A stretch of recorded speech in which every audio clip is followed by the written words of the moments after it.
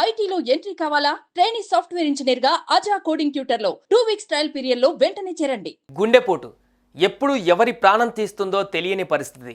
కళ్ళ ముందు కుప్పకూలిపోతున్న ఘటనలు ఎన్నో చూసాం. తాజాగా మరో యువకుడు గుడిలోనే గుండెపోటుతో కన్నుమూశాడు. అప్పటి వరకు ప్రదక్షిణలు చేస్తున్న అతను అకస్మాత్తుగా కింద పడిపోయి ప్రాణాలు వదిలాడు. ఇదంతా అక్కడి సీసీ కెమెరాల్లో కూడా రికార్డ్ అయ్యింది.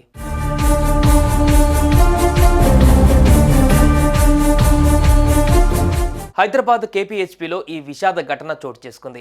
విష్ణు అనే 31 ఏళ్ల వ్యక్తి స్థానికంగా హాస్టల్లో ఉంటూ ప్రైవేటు ఉద్యోగం చేస్తున్నాడు. కార్తీక మాసం కావడంతో ఉదయాన్నే లేచి బస్టాప్ వద్ద ఉన్న గుడికి ఉదయం 7 గంటలకు వెళ్ళాడు. అక్కడ ప్రదక్షిణలు చేస్తుండగా కాస్త అలసటగా ఫీల్ అయ్యాడు. దీంతో నీళ్లు తాగి మళ్లీ ప్రదక్షిణలు చేసేందుకు వెళ్ళాడు. ఇంతలోనే నిలుచున్న చోటే కుప్పకూలాడు.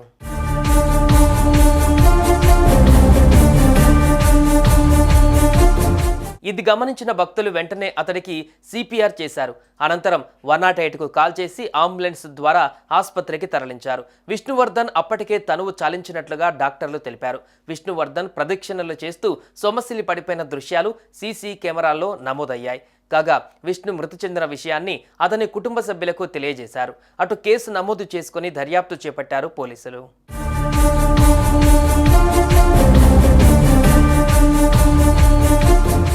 ఇక విష్ణువర్ధన్ గుండెపోటుకు గురై మృతి చెందినట్లుగా సమాచారం అందుకున్న కుటుంబ సభ్యులు కన్నీటి పర్యంతమయ్యారు.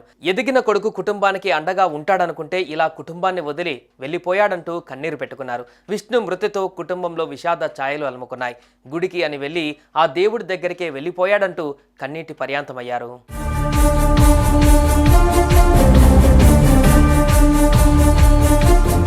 మృత్యువు ఏ రూపంలో వస్తుందో చెప్పలేం.